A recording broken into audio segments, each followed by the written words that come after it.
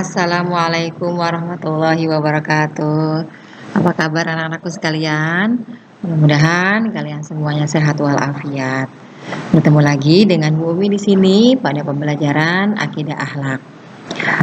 Kita masuk kepada pembelajaran 3, yaitu tentang beriman kepada qada dan qadar Allah Subhanahu wa taala.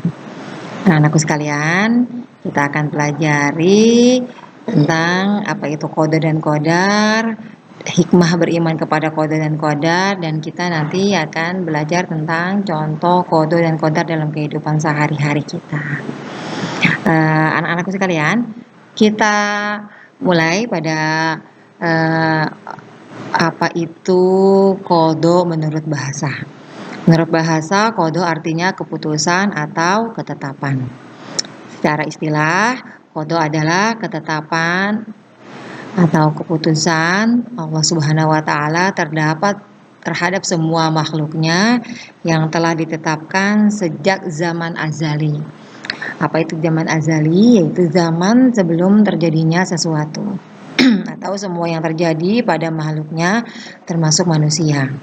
Nah, contoh qada dalam kehidupan sehari-hari kita yaitu kematian, kelahiran, jodoh, rezeki seseorang, dan lain-lain. Kita dilahirkan di dunia ini tanpa diketahui sebelumnya. Kita tidak tahu apakah kita dilahirkan berjenis kelamin laki-laki atau perempuan. Kita dilahirkan dari orang tua pedagang kah, dari guru kah, dari yang lain kah, ya, karena itu semua sudah menjadi ketetapan dan keputusan Allah Subhanahu wa taala yang tidak bisa kita ubah, ya. Kemudian qadar menurut bahasa adalah ukuran atau ketentuan. Sedangkan menurut istilah, qadar adalah ukuran atau ketentuan Allah Subhanahu wa taala yang telah terjadi terhadap makhluknya. Contohnya adanya siang dan malam yang seperti sekarang kita rasakan. Kemudian adanya langit dan bumi planet yang kita tempati. Kemudian burung bisa terbang, benda jatuh biasanya ke bawah.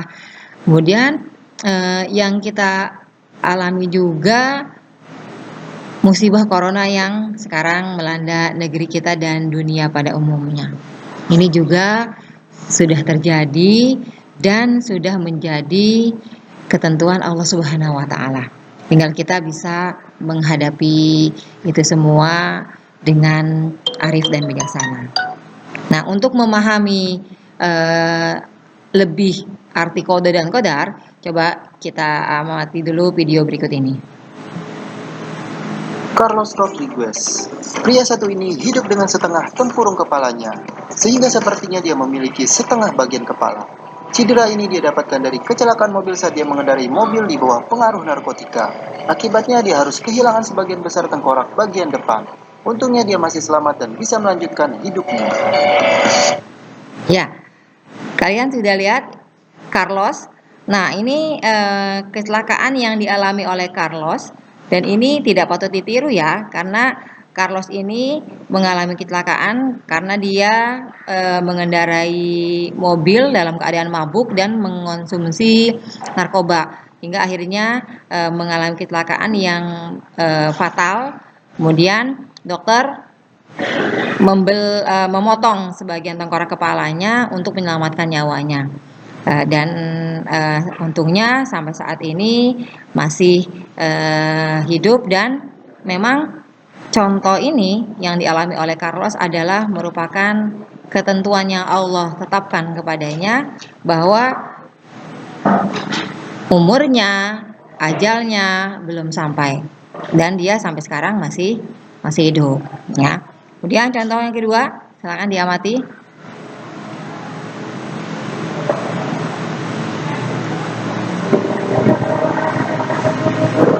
Satu lagi, melawan kemanusiaan harus berpulang ke pangkuan Tuhan. Mikael Robert Manapin, dokter muda, bagian dari tim medis penanganan corona, meninggal dunia kemarin setelah mendapat perawatan di Rumah Sakit Polri Kramat Jati, Jakarta Timur. Dia dinyatakan positif corona. Dr. Michael sempat mengunggah video pada 17 April di akun Instagramnya. Dia memberi semangat kepada tim medis karena yakin Indonesia bisa menang melawan corona. Nah, anak-anakku, contoh yang kedua adalah seorang dokter Michael yang telah berjuang untuk melawan virus corona. Ya, beliau sudah dinyatakan positif, kemudian dirawat di rumah sakit, mendapat perawatan yang intensif dari pihak kedokteran.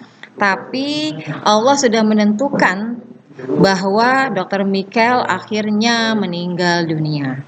Ya, nah ini adalah salah satu contoh qada dan qadar Allah. Allah sudah tentukan kapan dia lahirnya, dan Allah sudah tentukan juga dan sudah terjadi kematiannya.